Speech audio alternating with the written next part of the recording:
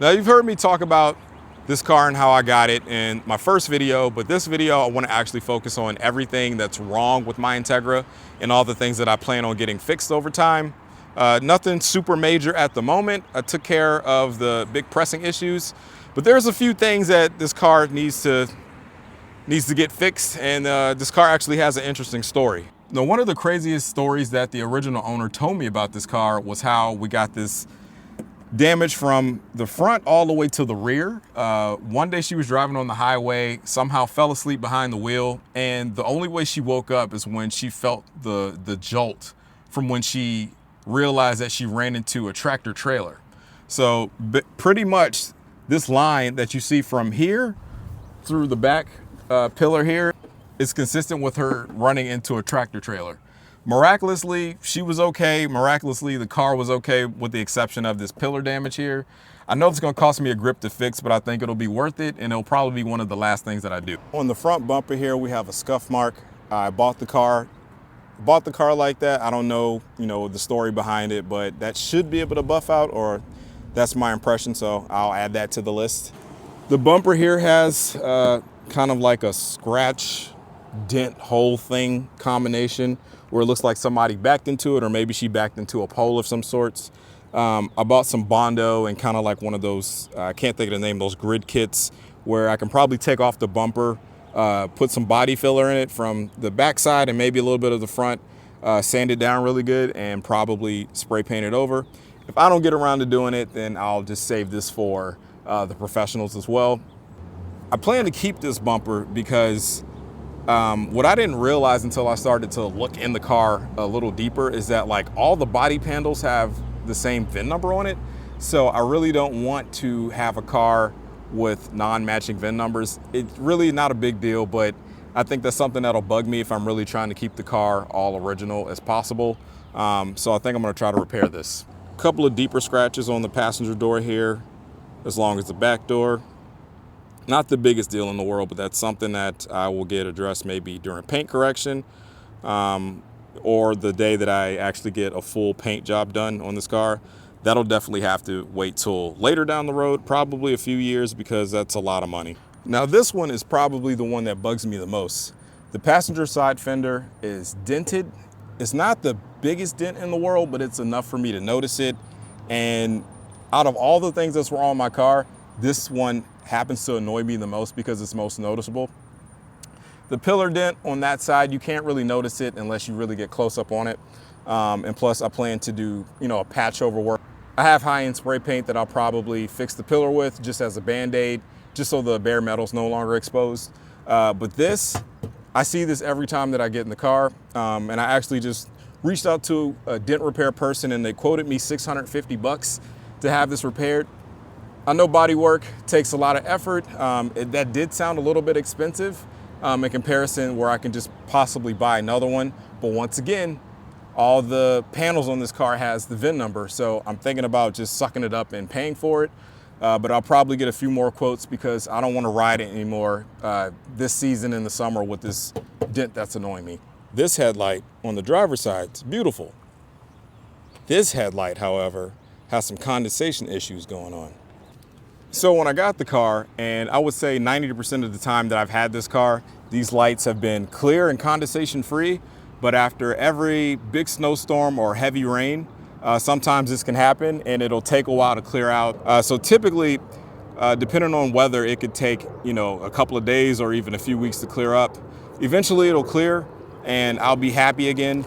But to address the problem, or to address the problem that I think is going on, the seals behind the tail light seals back here, the metal grommets, which I actually bought replacements here on eBay, they look really brittle and crusty, and I think that may be where the water is getting in. So one day I'm gonna stop being lazy, take the entire bumper off so I can get to the headlights, and take the headlights out and make sure everything is dry and replace these seals on the back, and hopefully that does the trick. If not, I'll probably just cave and buy a new one. Now, another issue that hurts my soul, maybe as equally as the front fender. One day me and my wife were just getting in the car. Something caught my attention. I noticed that this weather stripping here was looking a little odd.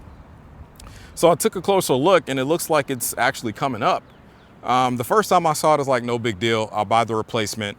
You know, that's just another thing to add to the list. A few days go by and I take another look at it and I actually noticed that there's some paint bubbling here. That one hurt my soul more than anything because rust on these cars is, you know, pretty bad. And you definitely want to address it as soon as you can. So there's some paint bubbling going on here. So basically what I think happened is that this was not put on properly, or for whatever reason, it started to come up.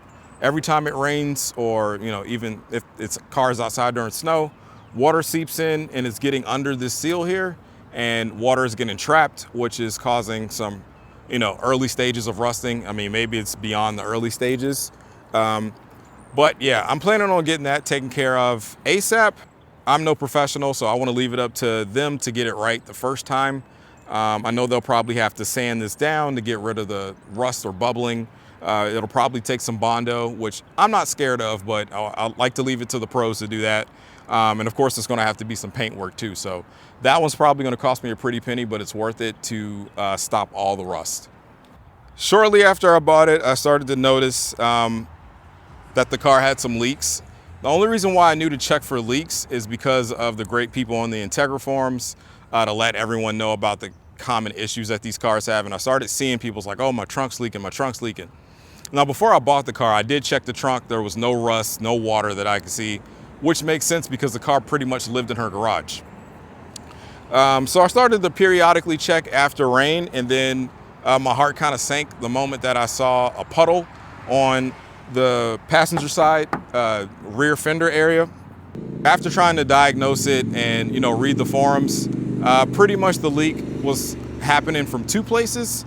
My old tail light seals were old and crusty, so I replaced those, which was pretty easy. Just, you know, a little time consuming, but it was easy to replace those. And they were in pretty dire. I mean, they were in pretty bad shape, so it needed to get done. The other leak that I currently still have is through the sunroof. Now, it's not from the top part of the sunroof. These sunroofs actually have drainage tubes. So anytime that it rains or there's water and water gets into like the rails of the sunroof, it actually drains all the way through a tube in the back behind the car in the trunk area, and then it releases the water somewhere near outside the fender.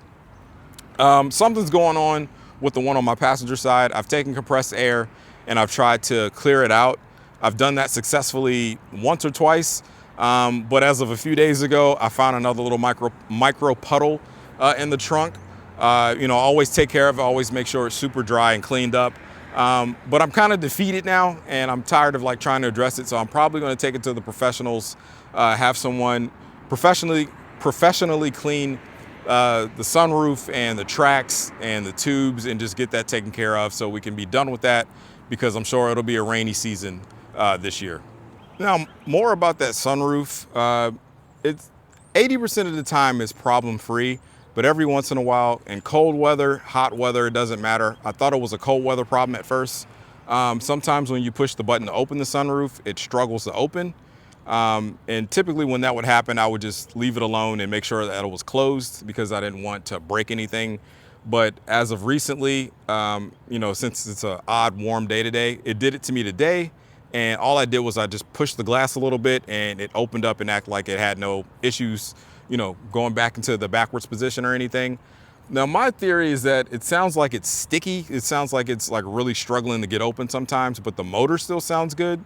So I'm not sure if the motor is going out, because it works, I would say, you know, 80% of the time. But when it doesn't work, it sounds like it just kind of like stuck and needs some help. I think I read where it could be like a fuse thing, so maybe I need to change or check a fuse. But I'll probably have that checked out when I take it to get the tubes cleaned, because, you know, I love to have the sunroof. It's one of my favorite things about the car, and I plan on using it this season. So I want to get that taken care of too. Now, the engine is all original, no modifications, at least none that I know of. I trust that the previous owner didn't do any mods. Everything is pretty mechanically sound with the car. It runs, it operates. I had the timing belt done, had some seals done, a lot of major repair work last summer. But my biggest gripe with this car right now mechanically is that it still leaks. Now, after I got all new seals, new VTEC solenoid gaskets, this gasket, all that other good stuff. I thought that I had addressed all the leaking issues, but apparently that was wrong. And come to find out, I took it to my trusted mechanic, had him look at it, and I said, you know what? I think it's a distributor, because that's where I'm still seeing like oil drips. So I had him look at it, and he confirmed. He's like, yeah, it's your distributor. It's like your cap seal, or one of the seals in the distributor. Order all those parts, so I will be addressing that rather soon. But yeah, this car has been leaking ever since I've had it. So I'm like one step closer to finally being done with that for now. I know these cars are leaky cars, so who knows how long that'll last once I do get it addressed, but for the time being, I'm looking forward to finally getting that fixed. Now for the rest of the engine bay, I'll probably just start to clean it up. I'd like to get this valve cover repainted. It's not a very big deal, but it's just something that kind of bugs me. A couple of these bolts and brackets here are a little rusty, so I'll probably start to replace those over time. And then there's a little bit of rust going on here where the hood latch meets the actual hood. I feel like I could address that. I feel like I'm confident enough to address this on my own. I have done some light body and paint work long time ago. I plan to give this a shot by scraping all this rust off, because I'm assuming it's surface rust. There's a little bit here. Scraping that off, getting some rust treatment, prime it up really good, and just respray it. Now I'll wrap up this video to say the last biggest thing, and the problem that I'll be addressing next after I get the distributor taken care of, is my suspension. I'm planning to basically piece out and replace every suspension component on this car. Everything is all original. Now, a lot of cars are probably still riding on original struts and bushings and all that, well over 100,000 miles. But time isn't nice to components that are rubber and certain metal components and all that stuff. So it's time to replace those. When I'm driving and I go over big bumps or like potholes and stuff, you can hear every bushing clunking. It could be the struts are clunking, the housing and all that stuff is making noise too. So it's time to get rid of that stuff and swap it out and get some new fresh stuff in there. Now that's going to be a big job, and it can be a pretty pricey job depending on how you do it. I have met a few people that would be willing to help me do it the DIY way. I'm not the most mechanically inclined, but I'm not afraid to tackle stuff after watching several videos on YouTube. I've learned a lot about Integra suspension. And I know that bushings are one of the biggest things that needs to get taken care of. I've learned a lot about Integra suspension over the past year and a half. So I know there's a lot of things that need to get done. There's a lot of available parts, even though some parts are a little more complicated to find. For instance, good OEM struts and spring replacements seem to be impossible to find. Acura doesn't make those anymore, and the only direct replacements are some third-party stuff that kind of looks cheap. So I'm probably going to piece out either a really decent coilover where I don't have to lower the car too much. At most, I'd be interested in lowering the car 1 inch. Once again, I drive this car, I use it as a car. I live in a pretty cityfied area, and the roads can be pretty bad. Or if I don't do that, I'm probably going to piece out a high-end strut spring replacement. I think their Coney Yellows is highly regarded with either an OEM style replacement spring, or maybe I'll get the H&Rs that should drop the car maybe like an inch or two. The interior is pretty much in mint condition, or for its age.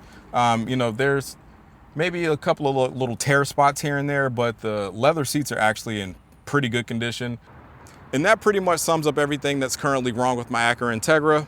Once again, a lot of these things aren't super crazy, but there are things that I'm definitely planning to address sooner than later. Appreciate if you lasted this long in my long-winded video.